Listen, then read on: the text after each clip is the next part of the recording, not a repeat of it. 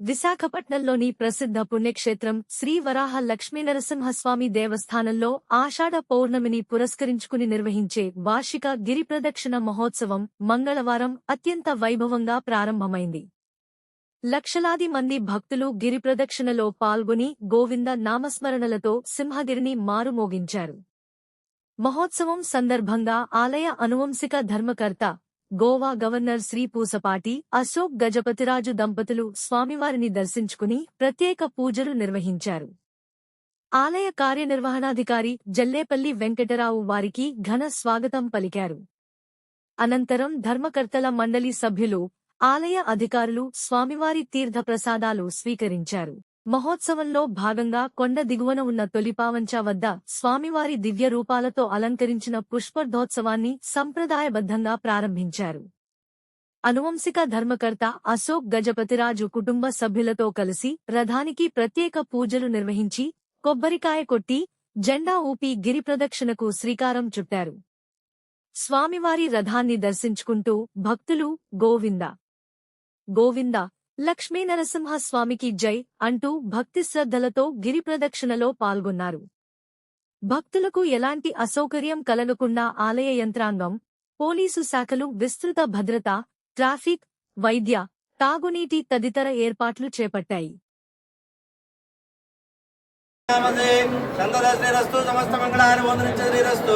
నిత్యమంగళాని భవంతు. కర్కటే పూర్వఫల్గుణ్యాం తులసీ కారణోద్భవాం పాండ్యే విశ్వంబరాం గోదాం వందే శ్రీరంగనాయకి.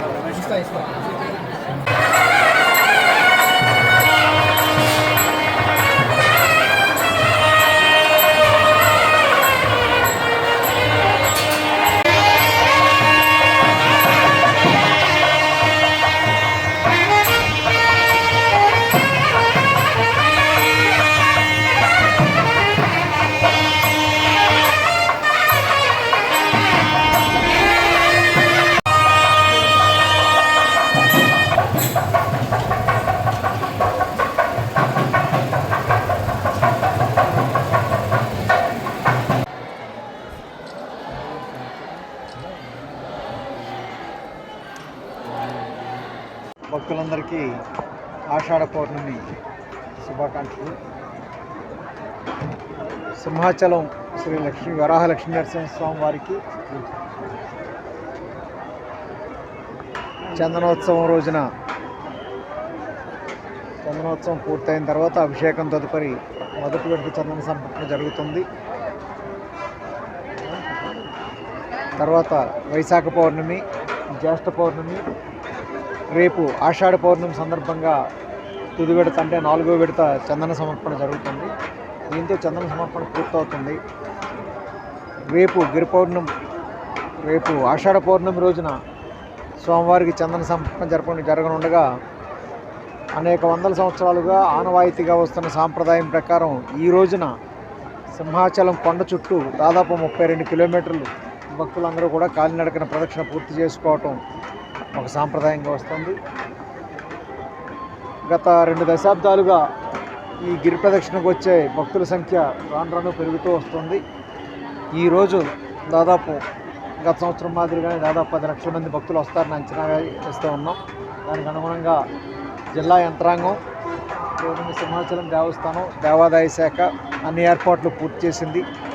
భక్తులకు ఎవరికి ఎటువంటి ఇబ్బంది లేకుండా, ఎటువంటి అవాంతరాలు లేకుండా, అవాంఛనీయ సంఘటనలు జరగకుండా ఉండటం కోసం ఒక ప్రణాళికాబద్ధంగా అన్ని ఏర్పాట్లు పూర్తి చేయడం జరిగింది. ఈరోజు గతంలో ఉదయం 6 గంటల నుంచి భక్తులు వచ్చేవారు. ఈరోజు మా సిబ్బంది చెప్తున్నారు తెల్లవారుజామున 3 గంటల నుంచే భక్తులు రాక ప్రారంభమైందని. ఇప్పుడు కూడా గత సంవత్సరం కంటే ఈ సమయానికి ఎక్కువ మంది భక్తులు ఉన్నట్టుగా కనిపిస్తూ ఉంది. ఈ ప్రకారం సాయంత్రానికి దాదాపు 10 లక్షల మంది వరకు భక్తులు వస్తారని పూర్తిగా అంచనా వస్తూ ఉన్నాం. మధ్యాహ్నం 2 గంటలకి వంశపారంపర్య ధర్మకర్త గారి చేతుల మీదుగా స్వామివారి రథయాత్ర ప్రారంభమవుతుంది. ఆ రథం 2 గంటలకి ఇక్కడ ప్రారంభమై కొండ చుట్టూ ప్రదక్షిణ పూర్తి చేసుకుని రాత్రికి మళ్ళీ సింహాచలం చేరుకుంటుంది. అయితే భక్తులు మాత్రం తెల్లవారుజామున ఎవరికి అనుకూలమైన సమయంలో వాళ్ళు ఈరోజు తెల్లవారుజాము నుంచి కూడా గిరి ప్రదక్షిణ ప్రారంభించుకున్నారు. అలాగే ఈ ఈ గిరి ప్రదక్షిణకి వచ్చే భక్తుల సంఖ్య దాదాపు రాత్రి 9 గంటల వరకు కూడా కొనసాగుతుంది. వాళ్ళందరూ కొండ చుట్టూ పూర్తి చేసుకుని వచ్చేసరికి రేపు ఉదయం కూడా అవుతుంది. దర్శనం భక్తులు రాకని భక్తులు ఏ సమయం దాకా ఉంటే ఆ సమయం దాకా దర్శనాలు కొనసాగుతాయి. ఇంకా రాత్రి భక్తుల దర్శనానికి ఆగిపోయిన తర్వాత క్లోజ్ చేయడం జరుగుతుంది. మళ్ళీ తెల్లవారుజామున సాంప్రదాయం ప్రకారం చందన సమర్పణ ఇవన్నీ కార్యక్రమాలు జరిగిన తర్వాత దర్శనం. తెల్లవారుజామున సుమారు గోపాలపట్నం వెంకటపట్నం ఆఫీసర్ 5 కిలోమీటర్ల అడ్డానికి నుంచి భక్తులు ఇబ్బంది పడ్డారు. అటువైపు ఏర్పాటు వేపకొండ జంక్షన్ వైపు వెళ్ళి వాహనాల్లో వేపకొండ జంక్షన్ వైపు వెళ్ళి అక్కడి నుంచి గోశాల జంక్షన్కి రవాణా సదుపాయం ఏర్పాటు చేయడం జరిగింది. భక్తులందరూ కూడా మీ ద్వారా భక్తులకి తెలియజేసేది ఏంటంటే వాహనాల్లో వచ్చేవాళ్ళు గోపాలపట్నం నుంచి వేపకొండ జంక్షన్కి వెళ్ళి వేపకొండ జంక్షన్ నుంచి గోశాల జంక్షన్కి రావాలని విజ్ఞప్తి చేస్తూ ఉన్నాం. అంటే మీ చేతుల్లో ఉంది.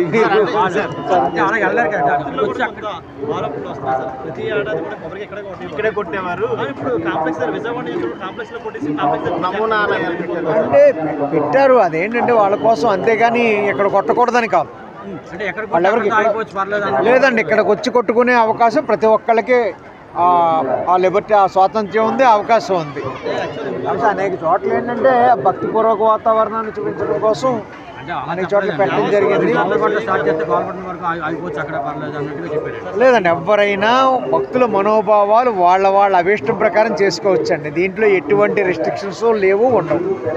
భక్తులు వారి అభిష్టం ప్రకారం వాళ్ళ మనోభావాల ప్రకారం వాళ్ళు చేసుకోవచ్చు. ఎవరు ఎక్కడ కొట్టుకోవాలనుకుంటే అక్కడ కొట్టుకుని అక్కడికి రావచ్చు. దేవస్థాన అధికారులు సోషల్ మీడియాని పిలిపించి ఇలా కొట్టుకోవచ్చు, దాంట్లో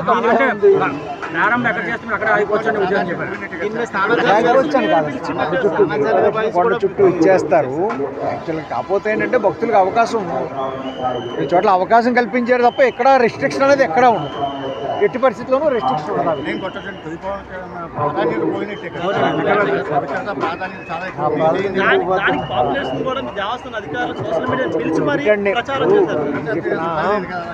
ఇప్పుడు ఈ భక్తి ఆధ్యాత్మికత అనేది భక్తుల మనోభావాలకు సంబంధించిన విషయం. వాళ్ళ మనోభావాల ప్రకారం, వాళ్ళ మనోభీష్టం ప్రకారం ఎలాగైతే సంతృప్తి కలుగుతుందో అలాగే ఏర్పాటు చేస్తాం.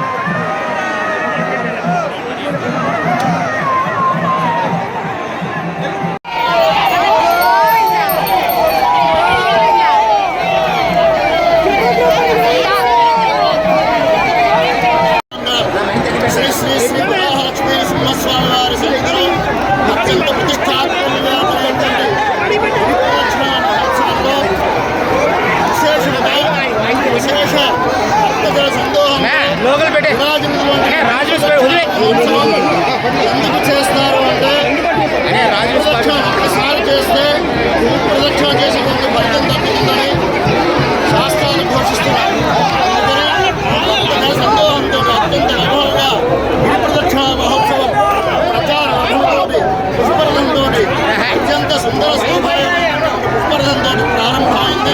భక్తులందరూ అందులో చూడండి, అత్యంత వైభవంగా స్వామివారిని సేవిస్తూ గిరి ప్రదక్షిణని చిన్న పెద్ద తేడా లేకుండా ముసలివాళ్ళు, పిల్లలు అందరూ కలిసి గిరి ప్రదక్షిణ చేస్తున్నారు. ఈ గిరి ప్రదక్షిణ చేయడానికి కారణం ఏంటి అంటే 32 అక్షరం అంటే పరిసంఖ్యగా అని 32 సంఖ్య అంటే పురవాళ్ళకి చాలా ప్రీతి. అలాగే స్వామివారి యొక్క మంత్రము 32 అక్షరాలు ఉంటాయి. అట్లాగే స్వామివారి యొక్క చేసేటువంటి దూరం 32 కిలోమీటర్లు. అటువంటి అత్యంత వేళ ఇక అడవరం జంక్షన్ వరకు మాత్రమే ఇక్కడ అనౌన్స్మెంట్ సెంటర్ ఉంటుంది. అది ఆ పరిధి దాటిపోతే దొరకడం చాలా కష్టం. మరి మీరు అనౌన్స్ చేస్తూనే ఉన్నాం. మీ ఫోన్ నెంబర్ పెట్టుకుంటే మాత్రమే దొరకడం కష్టం, ఈజీ అవుతుంది.